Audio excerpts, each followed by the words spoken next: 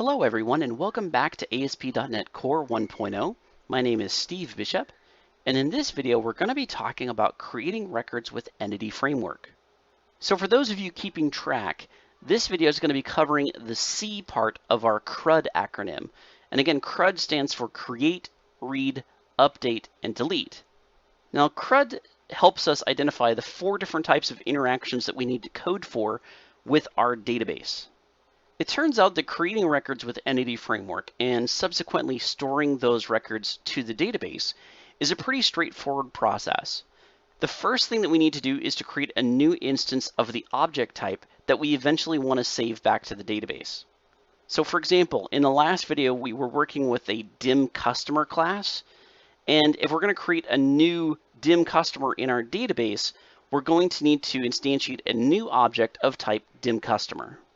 Next, we of course want to go ahead and add the data to the various properties of that new object. So things like the first name and last name of our customer.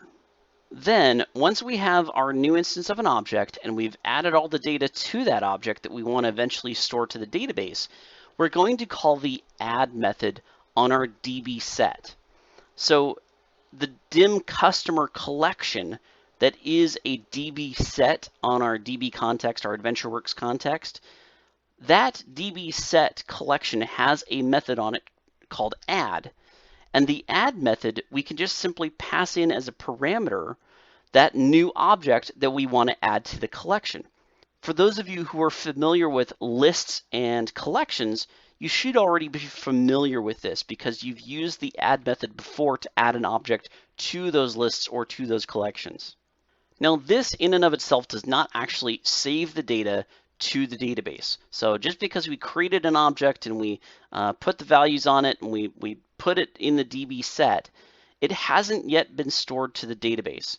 That will happen when you call the save changes method on our DB context. Now what's interesting about this is that none of the changes are saved to our database until that save changes method is called, and that goes for all of the changes that we make on our context. So you could do all sorts of different actions. You can create records, you can update records, and you can delete records all you want on that context, but none of those changes that you make will actually be saved and propagated to the database until you call the save changes method on the context. That's why you don't see it on the DB set collection, you see it on the context itself. Now the thing to keep in mind about this is that when you call your save changes is going to be dependent upon your needs with your application. I've seen a lot of applications that hold off on calling this save changes method until the very last minute. And that's because they want to kind of speed up the process. They want to, instead of making a whole bunch of calls back and forth to the database, they want to make all of their changes in memory first and then commit them to the database. So they'll do all sorts of different things. They'll create, update, and delete records all over the place, and then at the very end, they'll finally call their save changes method. Now that's okay, but just understand that if there's anything else that's looking to that data in the database, it's not going to see any of those changes that you're making in the memory of your application. So I personally like to call save changes pretty regularly and pretty frequently, just so long as I know that it's not impacting performance, okay? If I see that it's impacting the performance of my application or my database, then I might look at doing some sort of deferred call to the save changes method. But typically once I create, create, update, or delete a record, I like to go ahead and save those changes immediately. Really, it's entirely up to you. You just have to judge for yourself based upon the needs of your client or your your business or your application when and where you want to call the save changes method.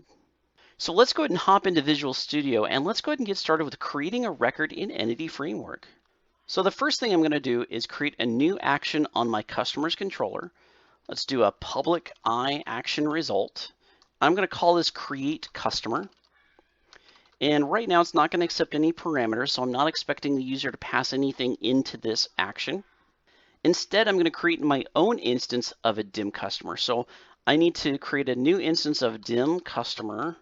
I'm going to call this new customer and set it to an instance of new dim customer. And I'm just going to go ahead and use the initialization syntax here to add the values to the various properties. Now to add the values to my properties, the first thing I should really find out is what fields are required on dim customer. Now this is a big reason why I prefer data annotations and attributes on my models over having them defined and having my constraints defined within the context.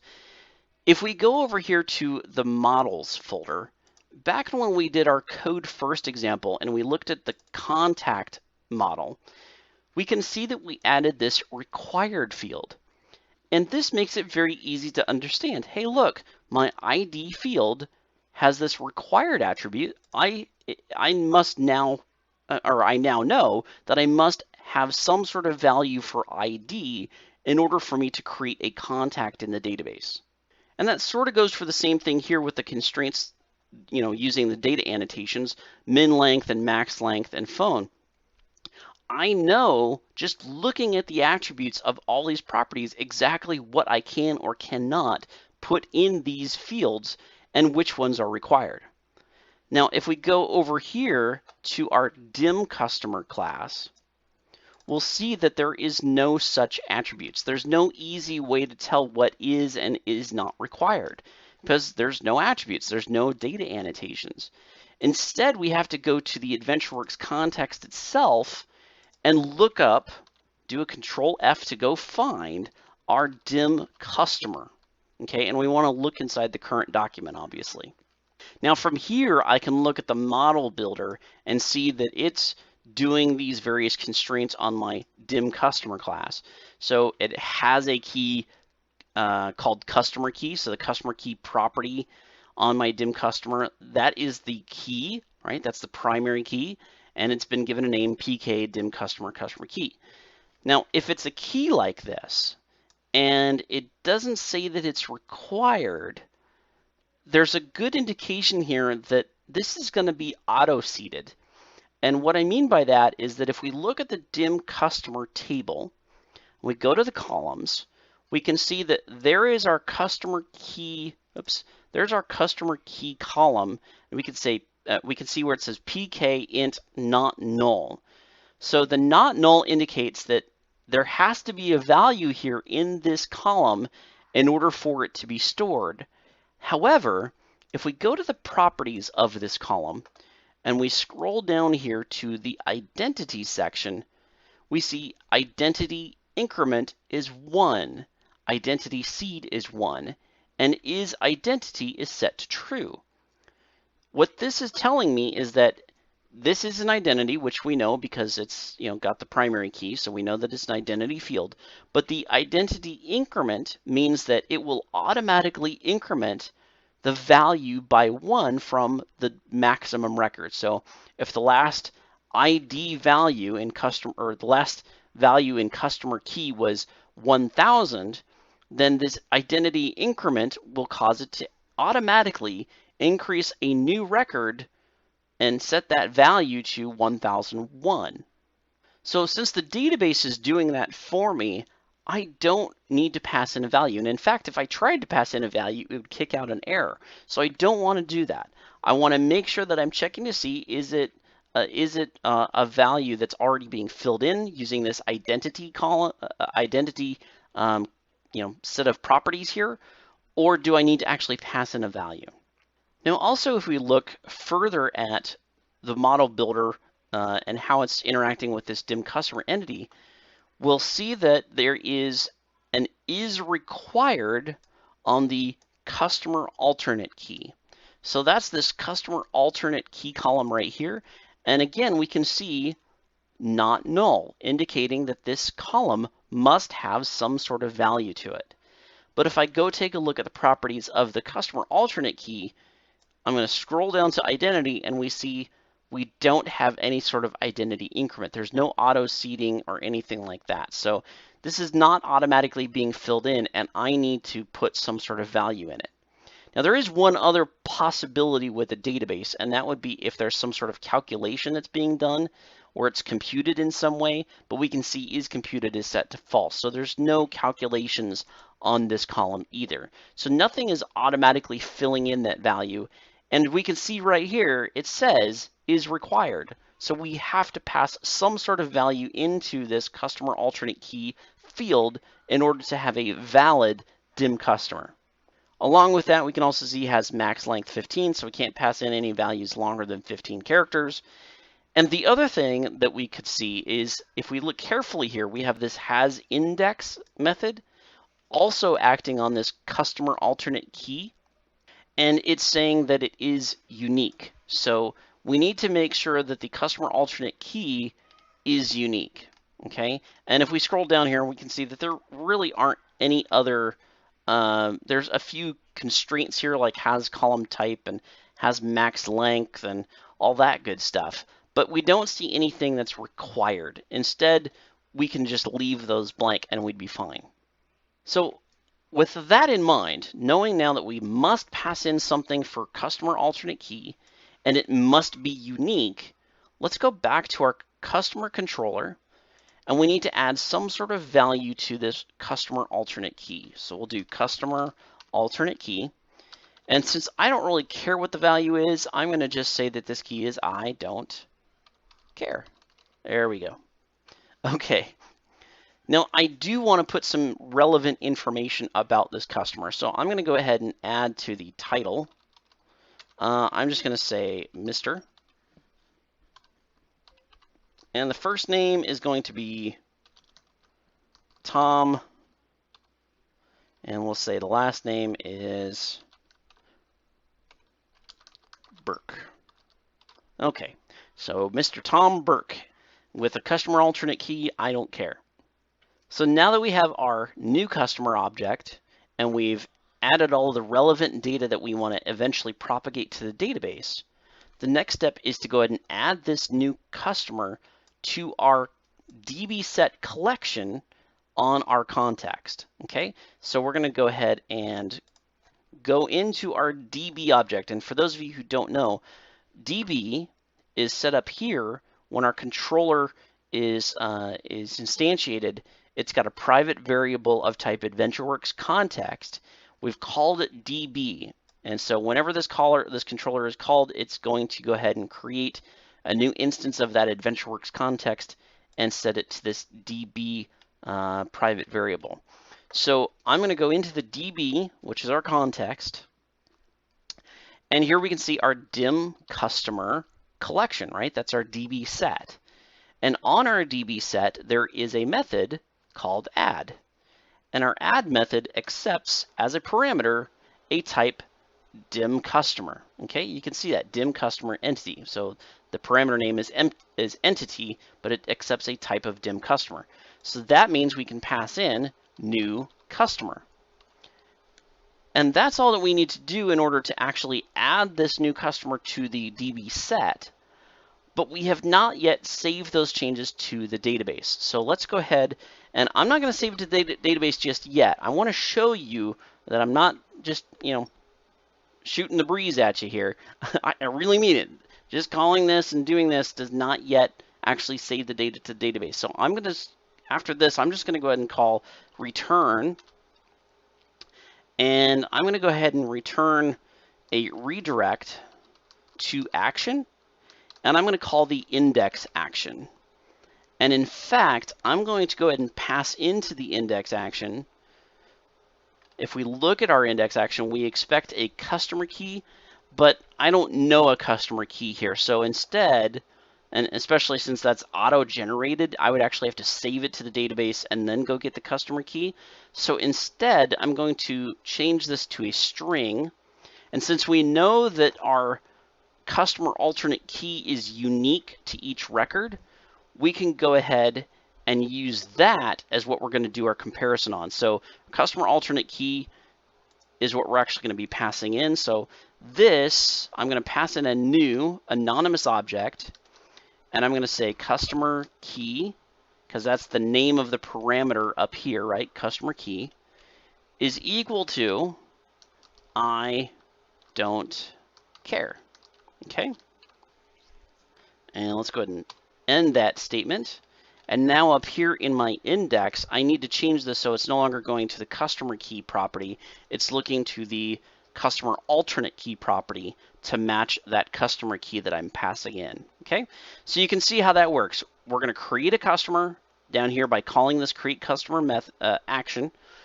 It's going to go and instantiate a new customer, a new dim customer, and we're going to set all the values there to Mr. Tom Burke. And then we're going to add it to our DB set, but we're not yet saving it to the database. Okay, and that means when this is run, when we get we're going to redirect to the indexed action, and when it runs, it's going to be looking at the database for a first or default where that customer key matches. Now let's see if this works. So let's go ahead and save it. Let's run our application. So we're going to go ahead and go to customers. We're going to do create customer. We eventually get redirected to the customer's index action, passed in the customer key parameter of I don't care, and we got a 500 error. Now that's because when the index action was triggered, it went to go look for where that customer alternate key matched that I don't care. And since we didn't save anything to the database, it wasn't found. Okay, so it wasn't able to find a record in our database. And I'm just going to prove this to you here. I'm just going to set a breakpoint right there. And we're going to call this action again. So I'm going to go customers, create customer.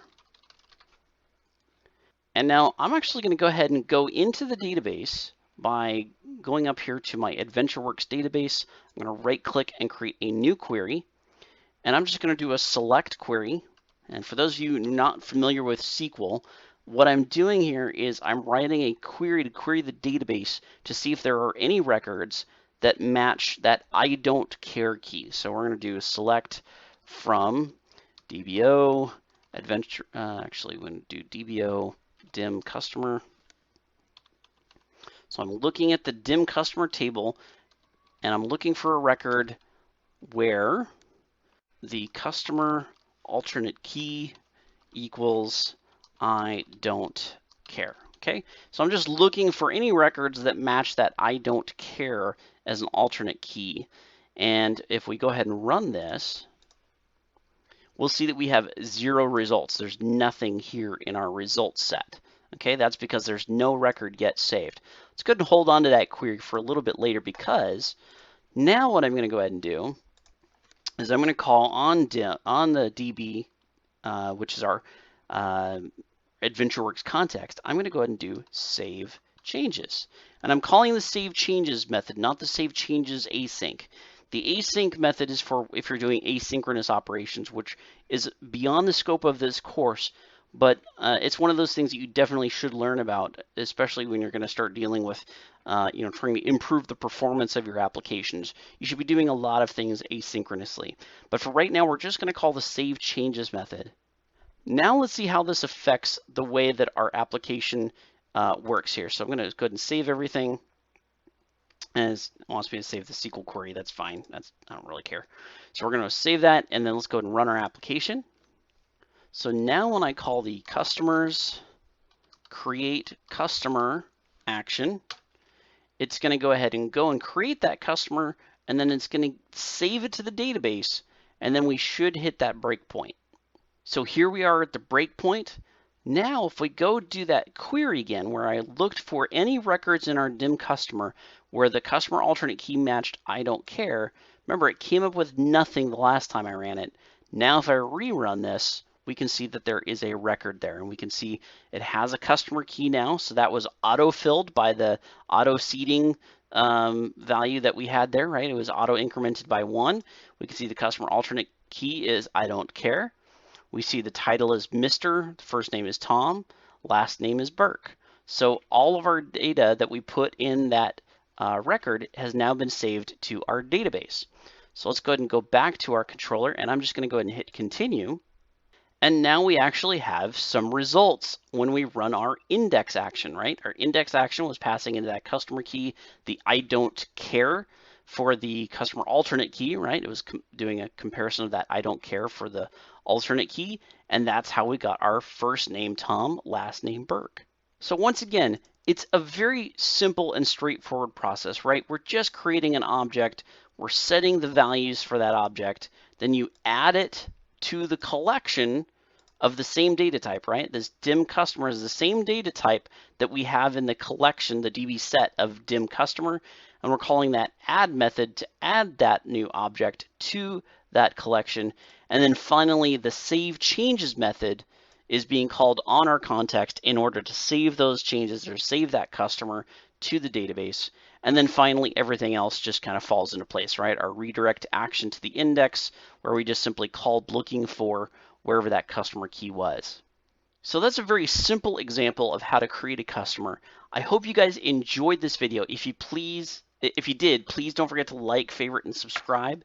And if you have any questions, just drop me a line in the comment section and I will do what I can to answer all the questions you might have. So thank you again for watching this video, and I look forward to seeing you guys in the next one.